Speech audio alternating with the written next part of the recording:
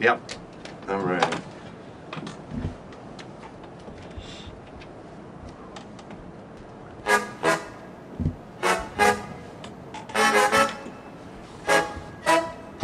Yeah, get it on. Got to get it on. No choice but to get it on. Mandate, get it on. And welcome to the program. Thank you so much for sharing and telling a friend.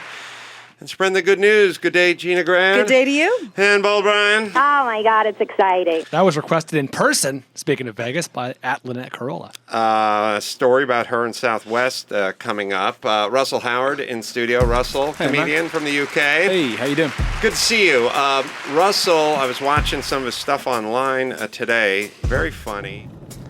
Hello, patent troll donors. We're in my car. It's a beautiful sunny day. 90 degrees outside. And right now we're in Glendale, California, but we're going to North Hollywood, California, and we're going to do something I've never done before, which is we're going to walk through my life. The good news is most of it is all in a 3-mile zone, so we can do this fairly efficiently and basically explain and let you see why I couldn't do this without you and your support. But at least at the beginning, I think it'd be fun to go by all the early houses and all the early apartments and all the early schools, and you could see what I've been talking about all these years. Some of you have seen pictures of the old houses or pictures of the old schools, but I don't know if you've seen all of them.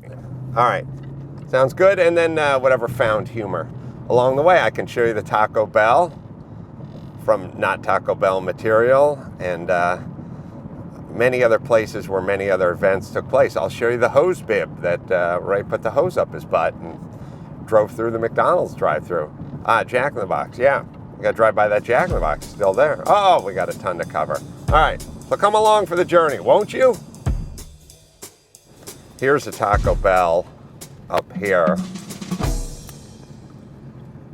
It had a fire pit in it, no drive-through back then. So it was quite a bit different. I would argue the old Taco Bell looks a lot better than newfangled BS Taco Bell, right? Like the old Taco Bell was, made of brick and mortar and had a big fire pit and a walk-up window. And you can get something called a Bell Beefer there, which was excellent. It's nothing more than a white hamburger bun with taco meat in it, but somehow satisfying. That's North Hollywood High. That's what you want. You want the bars on the windows, ladies and gentlemen. That's the front door I walked out of, or I was suspended because I didn't have my go home for lunch card on me. Now, the reason I'll shoot a little out of order here is the Taco Bell is right there. The house I went to high school with was on Hartsook Street, right here, and I figured this place was within striking distance of Pop's house.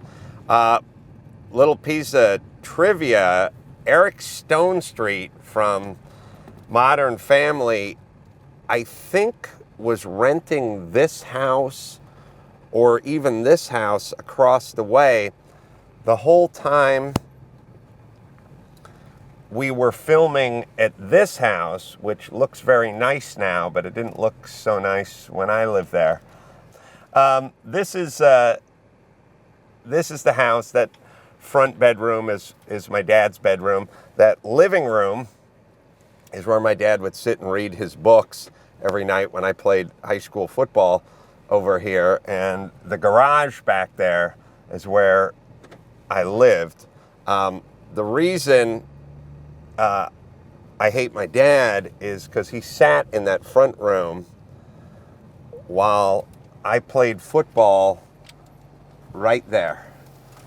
That's the gate to North Hollywood High. That's where I would walk through North Hollywood High. And if you go, well, as long as we're doing it, let's see. This is a gate, by the way, I jumped over when Ray smashed shit in my ear when I was running home. The the stadium for North Hollywood High is just on the other side of this big building. So my dad could sit in the front at night on a Friday night, never worked a weekend, never traveled, just Friday night, and hear the drum beats and hear the band and all that. And he just sat in that living room and read his book. And then at some point we would finish and I'd come through the door at like 10 o'clock at night and he'd go, how'd it go? I'd go, hey, we lost. And he'd go, all righty. And then I'd go to the park and get drunk with Ray. Somebody was talking to me at the airport the other day and was complaining about something I was complaining about. I don't know if you guys are smarter than us in the UK. I don't know if you have kids, Russell. Do you have kids? No. All right, when you have kids, Right. what will happen is at a certain point, people will buy gifts for those kids, Right. like when they're 2 and 3 and it's their birthday. Uh-huh. And basically what they do is they don't want to spend over $20, but they would like it to look fairly elaborate. So instead of just getting them a sweatshirt for $19, they get them the home tie-dye kit or the home grocery store kit. It comes with 126 plastic fucking pieces. And it looks really big and like to a person with Down syndrome, it looks like the 4th of July. But to a parent, it looks like a fucking mess. It's a presentation. Yeah, but all you're seeing is a bunch of cardboard and Right. plastic and little bits and pieces that are going to get caught under the sofa and get sucked up in the vacuum cleaner and get behind everything and stuck up someone's ass. It's a fucking disaster. And my sister bought my kids the home grocery store. Right. It's got a little shopping cart, there's a cash register, and it's got the produce section. Miniature carrots. By the way, we have miniature carrots. They're called baby They're carrots. baby carrots. Yeah. Little baby pieces of celery, little pieces of cut up, little tomatoes and the cherry tomatoes and all that kind of stuff. And then proceeded to have my kids sit on a floor and start gnawing on these plastic things that were made in China and covered with fucking SARS and lead paint. yeah. And we would have to slap it out of their mouth. No, put the carrot. No, don't put that in your mouth. That's not a good carrot. Put that carrot out of your mouth. Then they grab for a baby tomato or some celery and they put it in. No. And there was a hot dog. No. And then smash cut to 2 hours later, we're eating dinner and they're staring at a plate of carrots and we're yelling at them, eat the fucking carrots. Eat the carrots. You gotta eat the carrots. Fooling me. Message. I've learned my lesson. Yeah. This seems like a signal we should drive through, doesn't it? I mean, there's nothing coming our way, right? This is one of those you'll be here forever signals.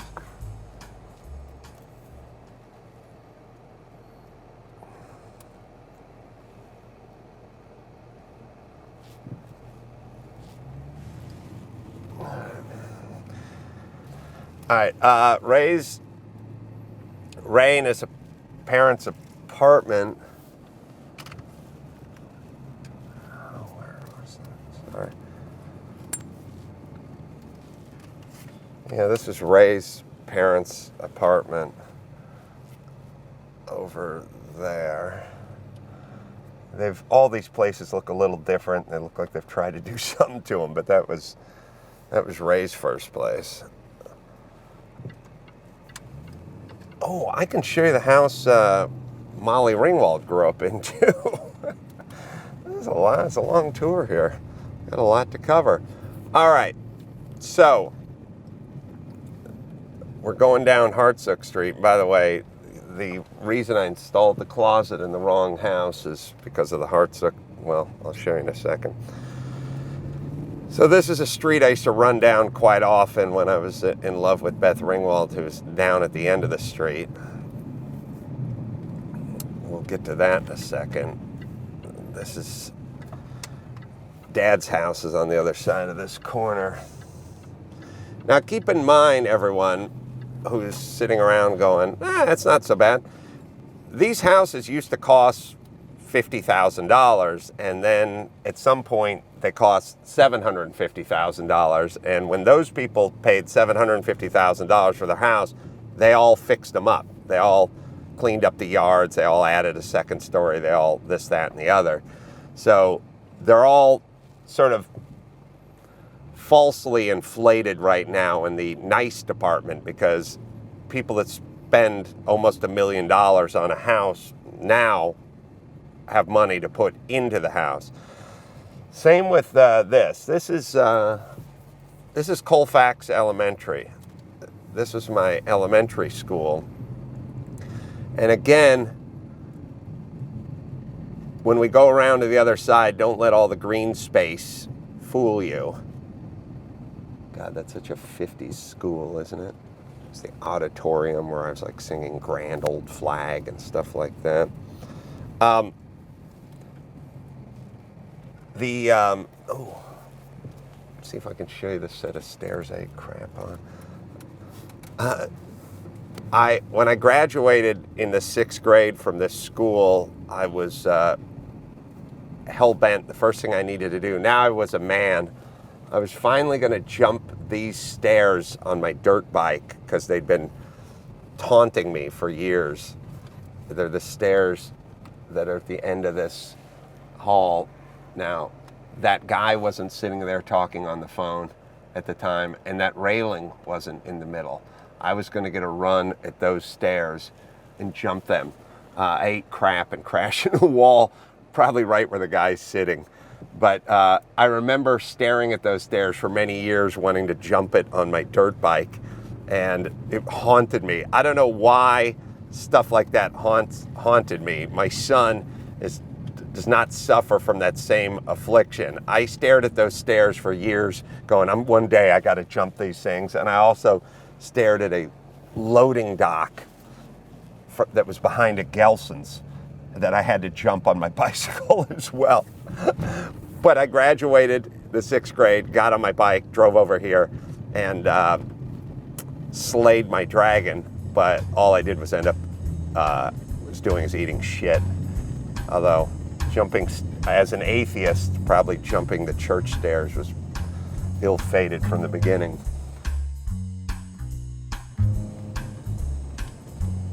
So now you're going to see a lot of like green space where there used to just be blacktop and asphalt. They tore it all up. They realized, I think they like kids now, and that oleander stuff wasn't going berserk back then either. So this was my junior high, and it was just all blacktop. This is my mom's house. This is my grandmother's house that she bought for $10,000 in 1951. Now, we've made it nicer, and I covered up the front door. There's a second front door where the address is now. I lived in the back on the service porch. The house looks cool, except for it has almost 0 square footage. It looks like the gate's locked, doesn't it? Yeah, we'll probably go around the other side. Let me see. Should we try for this? Let's see what we got here. See, I milled this wood and patched it in so we didn't have to have 2 front doors, but that was done when I was 35.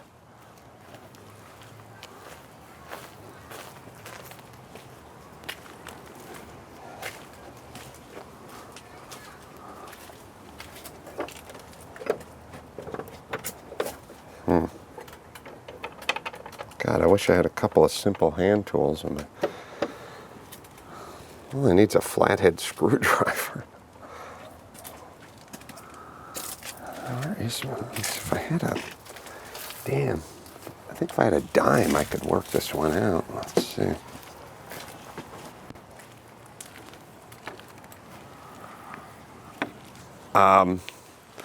See if I can get a dime or something, get that lock undone. Screwdriver, dime.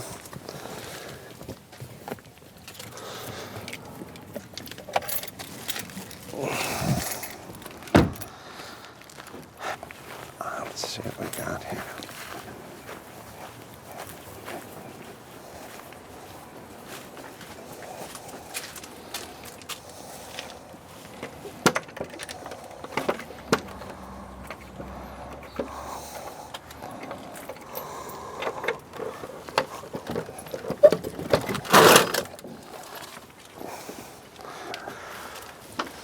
not great security when you can break in with a dime.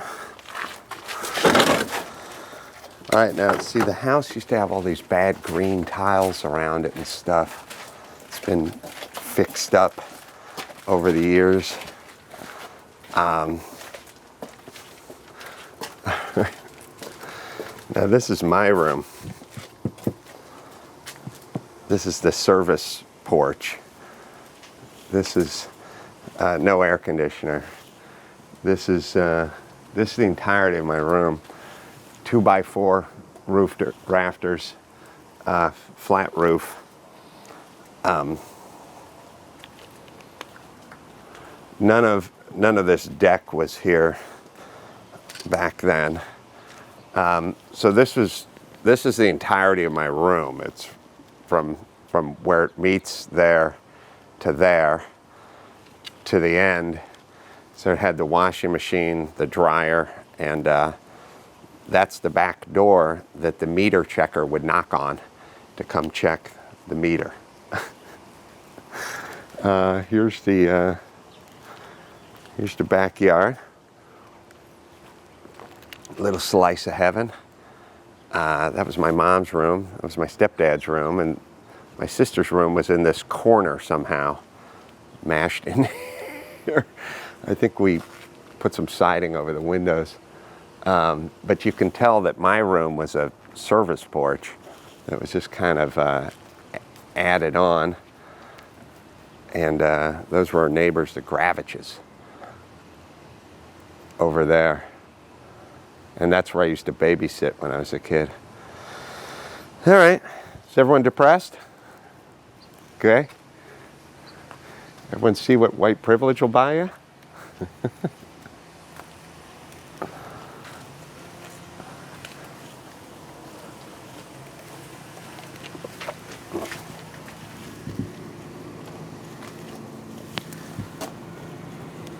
You can film up in there a little bit.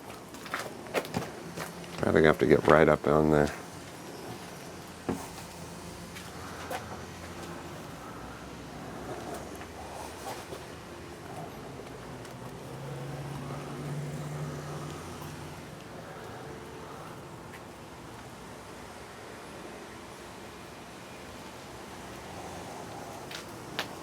And again, before you go thinking this house is very cute and very quaint, it had green asbestos tiles on it my whole childhood, and the trim was black. That's the bathroom, by the way. That's the kitchen. This is the living room.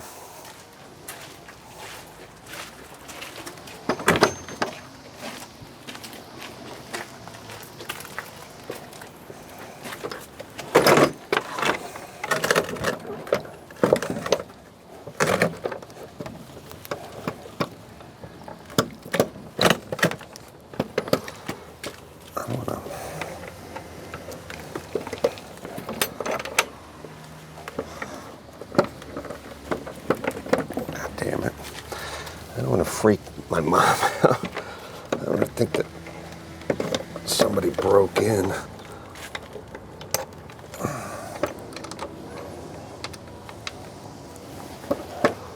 That's good enough. No one's ever going to think anyone broke in here and then put the screw back, right? All right. So let me ask you this, and I feel like you can answer this. It's not really an answerable question, but I think you can answer this.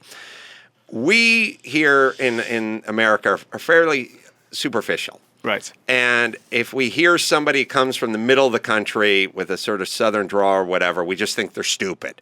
Right. Ted Turner can be a cajillionaire. We still kind of think he's dumb, right, just because by the way he talks. We just judge that way. We're sonically tuned in that way. Conversely, if you take a woman from the UK and a woman from Florida, and they both have the exact same IQ, we will think the one from the UK is smarter every single time. We love Australian accents. We love Great Britain. We love all that. Yeah. That's the only reason we like Bono, and we don't even like Bono. We don't even know we like Bono. If Bono came from Detroit, we'd fucking hate it. We'd get lost. We'd tell him to fucking buzz off with that bucka bucka bucka bucka bucka bucka music he makes. But he has that thing, and we listen to him. Right. So when I come to England Yeah. with this dialect, Oof. Yeah. how is this going to work? Strike one and No, two. but it's exactly the same. They'll love you because we love stuff that's different. You want different. So you'll be like, oh my God, he's so angry. Isn't he wonderful? I was going to give him all these tiny carrots, but I'll think better of it. But it's the same as anything. It's your accent suddenly, like the English accent doesn't really hold currency anywhere else. But for some reason here. We love it. Yeah, and the point is, so when I talk to kind of women in bars, I find myself putting it on, as all English men do. Oh, they step it up. Yeah, but it's ridiculous. So we find ourselves talking like that. How are you? Ladies? Where is that? Hold on, It's my very panties fun. just fell off. Exactly. This was my view. So when I used to stay home from school, I'd play sick and I'd sit in this room, which was the only room that had a TV set. And I'd just look out the window, and at recess, I'd see Ray and all my buddies running around out there, and I'd always think, I should have went to school today. And then they'd go back into class, and I'd think, good, and I'd go back and watch TV, and then at lunch, they'd come back out again, and I'd be like, I should have went out again. All right. Now, a quick lesson. Take a look at this driveway, please. Here comes Southwest every 10 minutes. Take a look at the condition of this driveway, please. Drink in the majesty of this driveway. All right, we'll get in the car and I'll tell you a story. Oh, by the way, there's the hose bib Ray filled up. That's the hose bib Ray filled up on before he went to the Jack in the Box and squirted water out of his ass. Right there.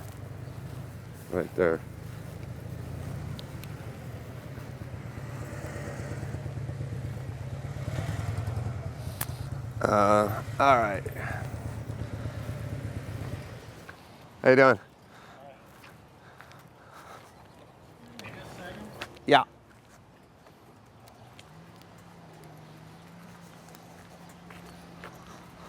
I hate to bother you, but we used to be buddies when we were kids. What's your name? Brian Wood. Brian Wood. What's going on, Brian? Not much. How are you today? Good, man.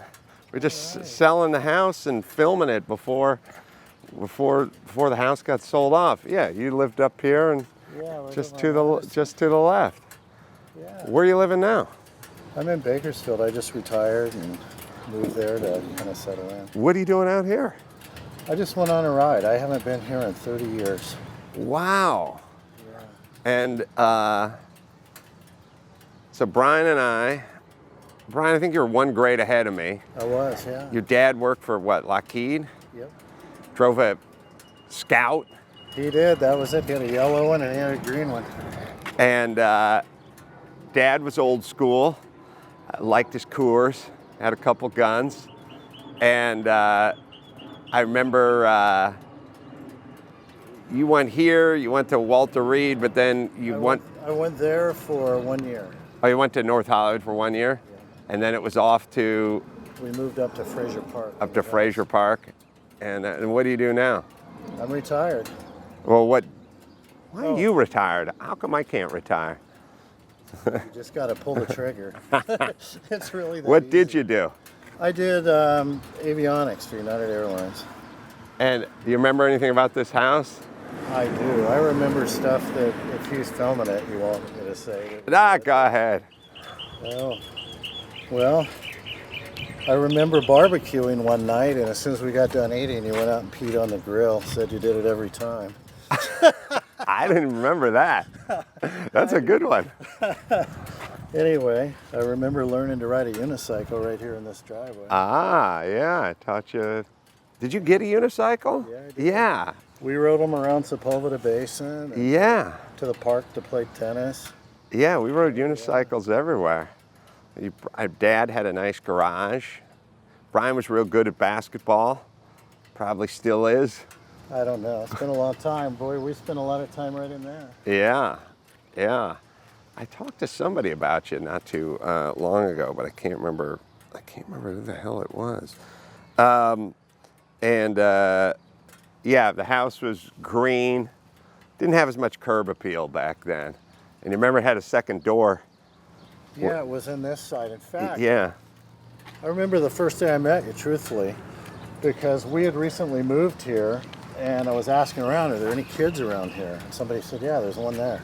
So I knocked on the door, and you were playing football for the Trojans. Yeah. And you had your pants on, and no shirt, and you were all taped up. You just broke your shoulders. I just broke my shoulder, yeah. Yeah, anyway, I remember that was the day I met you. Yeah, yeah, I separated my shoulder. Yeah, you were all taped up.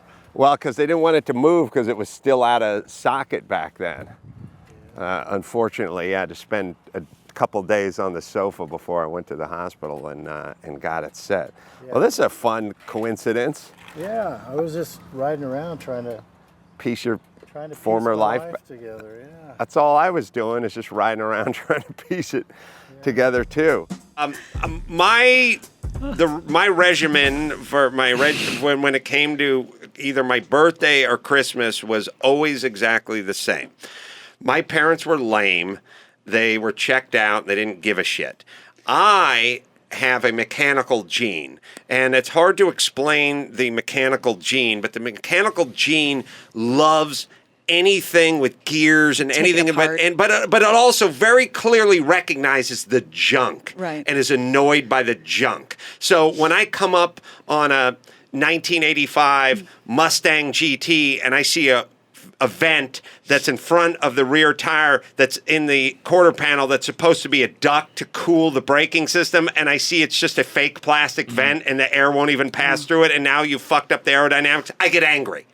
And when I see something, I don't know, it's like a cheap watch, like a baseball mitt, but it's made of vinyl. You know what I mean? Like when I see cheap, crappy, junky stuff, I'm annoyed by it. But on the other hand, when I open the hood of one of those race cars that Paul Newman drove in the 80s, and I see this bespoke aluminum that was hand welded and everything, I get a fucking boner. So I had that my whole life. I didn't know it. But all I knew was I wanted the good stuff. Yeah. But my parents were super fucking poor, super lazy, and didn't give a fuck what I wanted. So I knew in order to get the good stuff, I couldn't rely on my dad to go, I just get a shitty Huffy bicycle every 3 years. So what I would do is I would just collect money. And I would say, Grandma, Grandpa, they're good for $10. That was their Christmas and birthday. She was like a cunning magpie, essentially, getting, money for shiny things. Yeah. Did you call him a cunning magpie? Yeah. A cunning magpie. Yeah. Wow, I like that. Super British. When I became successful, I tried to do what I could do for the family members that wanted me to do it. And that driveway's a mess now. That driveway is from 1952. I mean, that thing was a mess when I was, that thing was a mess my whole life. Now, when I started to have an ounce of success in show business, probably about 15 years ago, I went to my mom and I said, this driveway's a mess. And she said, yeah. I said, you need a new concrete driveway in here. And she said, that'd be awesome. And I said, I'll tell you what, get 3 bids from the phone book for concrete driveways. I'm sure this is real straightforward. And there's guys that do this all day long. So all they do is concrete driveways. They come in, they bust out the old asphalt, and they put in a concrete one. They'll be done in 2 days. I said, get 3 bids, and I will pay for the middle bid, and we'll get you a new driveway. This is 1998, maybe 1999. About 4 months later, I came back to the house for dinner, and I just said to my mom, did you get any of those bids for the driveway? And she said, no, not yet. I've been really slammed, really busy lately. And I said, well, I thought to myself, you don't have a job. You're not employed. And all I'm asking you to do is to open the phone book and get out 3 bids.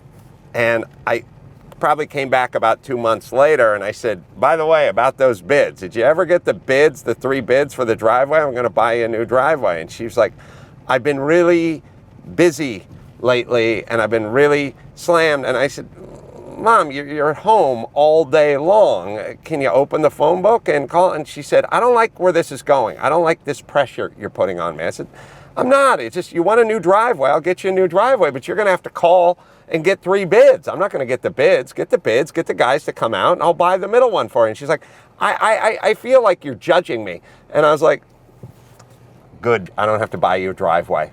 And it's now 2015. She's moved. Did you guys see the driveway? She could have had a brand new driveway in there 15 years ago. Instead, she lived with the crumbling, dilapidated, buckling, gator backing, sun-blasted asphalt because she couldn't pick up the phone and call and get a bid. This is the Jack in the Box.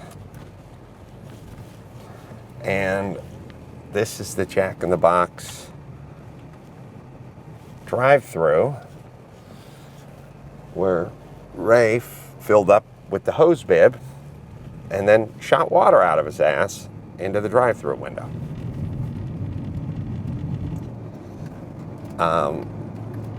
Now, again, I always have to caution you that they planted trees, they made things nicer. This was the 80s and the 70s and stuff was death back then. This is my first apartment. Lived upstairs in the front unit before these trees were here, so there was no shade. That was the bedroom. That's why it was 2,000 degrees up there with no air conditioning. That's the Wiener Schnitzel. That's the Wiener Schnitzel, which was called Der Wiener Schnitzel, where my poor Hungarian grandfather saw the sign and finally thought some good schnitzel in this town and was sadly disappointed. That's Molly Ringwald's house. That's where Beth and Molly and Kelly, that son, Ringwald, grew up. This is my street. It's my dad's street. So she was at one end, I was at the other. There's a story about me and Chris Bohm lighting a pot of wax on fire. That was at Este's house. That was right there. And let's see. So we come up on my first apartment. I used to do all my wrenching and soul searching in this second garage bay. And all the characters would come out while I'd be working on my cars and talk to me about it. And by the way, that's where the Egbert story, when the guy tagged Egbert all over the alley, that's where he tagged it before we busted him. Some of these stories you guys are going to have to go back and kind of look up or discuss with each other. And we moved from this apartment up here into this house, which is equally small and cruddy. But again, people have bought these places up and made them semi-nice, but you can tell just how small. I'm not sure what the gargoyle theme is, but this is our tiny little house we moved into after we moved in the apartment, heading toward Grandma's house. So Grandma bought the two houses in 1951. Mom went to that one to wait to die. Grandma eventually died a few years ago and moved out, and Mom then moved out of first freebie house and into second freebie house. Both one bathroom, both one bedroom, both well under 1,500 square feet. So I'm not sure why she moved from that house to this house, but God bless her. She made the move, everybody. Imagine you just go through your life waiting for someone to die so that you can inhabit the place they died. I think that's the opposite of ambition. All right, and we're going to drive by my mom's house now, which was my grandmother's house. And if you see anyone that looks like my mom or my stepdad, you duck, and I punch it. Oh, God, there's a car stopping right in front of it. This now is the new house. And I'll go by them. Really? There got to be a chick that stops right in front of the house and gets out. I'll just go into the post office. I'll turn around here.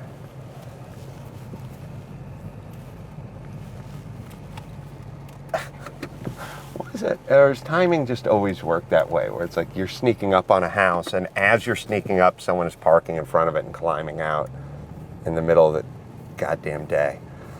All right, so here it is, up on the left, Grandma's house, now Mom's house, weird square bunker thing that just got added onto. Ooh, it looks like some foil in the windows. That's good. All right, so there's Granny's house that now Mom lives in. If you shoot up here, you'll see a better shot of the apartment, but you have to imagine that front unit upstairs minus any trees and getting blasted by the sun all day with no air conditioning and trying to go to sleep upstairs in that place. But that was the original party house right there.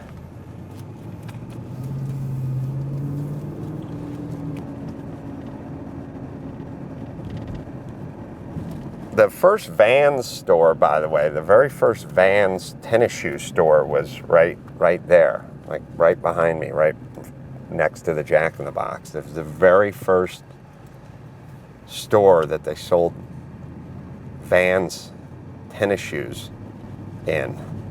And it's funny, nice to see some places like this 4 and 20 pies. We used to eat breakfast there. I mean, not as a family, but later on. This is the first Family Guy building, right back there. That's where Seth and company, back when Seth used to show up, would show up to do the Family Guy. I think that was before any Adult Swim action.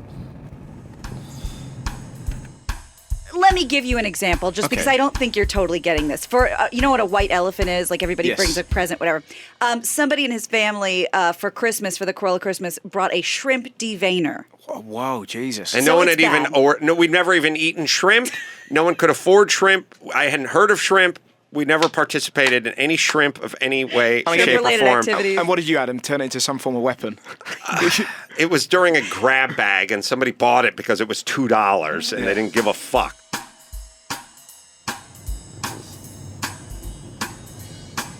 That's the street I lived on. And we lived. Let's see. I lived in this house. Ralph lived, front door wide open. Oh no, front door closed? No, open. Ralph lived in the front bedroom. And I finally had a house with a garage. I lived in the back corner. Turn around here and get a good look. I remember when I was doing stand-up, walking around, rehearsing my act, just walking through these streets, like mumbling my act to myself, just walking back and forth, like somehow standing in my room was too confining. So I ended up I would walk these streets trying to do stand-up, trying to get my stand-up act together. Didn't work out too well. I was in the back corner bedroom to the back there. This is our extra driveway.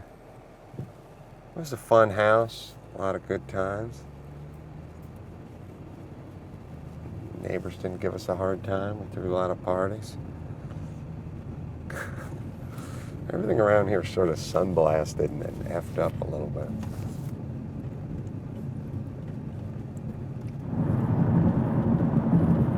Probably lived there about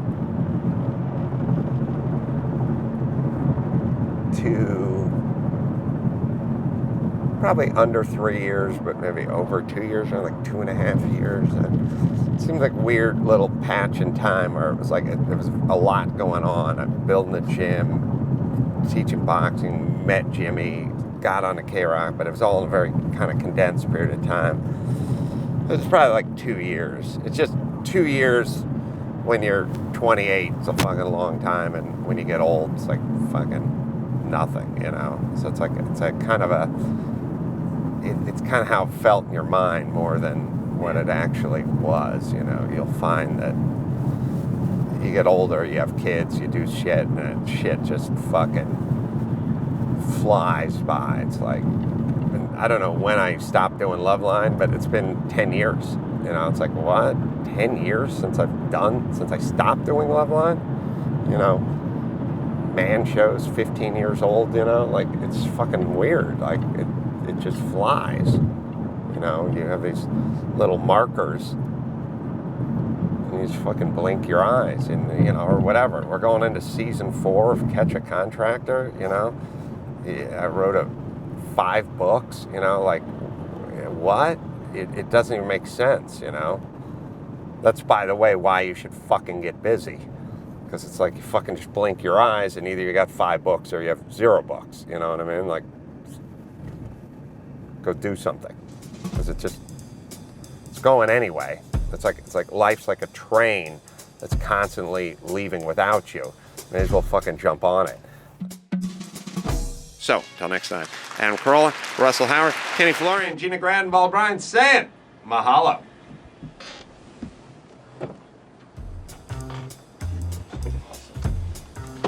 Hey guys, just want to say thanks for donating and helping us fight the patent trolls. It's always nice to be on the right side of history, and someday when patent trolls are no longer a thing, hopefully someday soon, you'll be able to tell your kids or grandkids or whoever, way back in the day, there used to be these things called patent trolls, and you'll explain how they work. They kind of got these bullshit patents and use them to sort of shake down people, sort of extortion, sort of blackmail, but it was legal, and their kids will be like, what? How did that work? And you'll have to explain, well, it was legal, but then we knocked him out of blah, blah, blah. And you'll be a big reason why. I think this is sort of a tipping point on when the tide turned. It feels like people are not tolerating this anymore. I think you're a big reason why. So thank you for helping support the show. The show is obviously a big part of my life. It's my job. I love doing it. I'm lucky enough to say that I have a job that I love. And I want to say thank you for helping keep that a part of my life. And as Adam would say, mahalo. I am so lucky to be a part of this show. I sit here every day and I have the best seat in the house, which is why I'm always cackling at everything, because everything is so damn funny and it's sitting right next to me. Thank you so much for donating. Thank you so much for helping us, helping Adam fight the patent trolls. We couldn't appreciate it more. Thank you. Hey, what's going on? Matt the Porcelain Punisher here. Just want to say thank you guys very much for all of your contributions to the Legal Defense Fund and helping keep the pirate ship alive. We really appreciate everything. I know getting everything out to you has taken a lot longer than we would have hoped, but we appreciate your patience, and your support has been really, really important to us over the last couple years. So again, thank you so much, and I'm going to get back to work.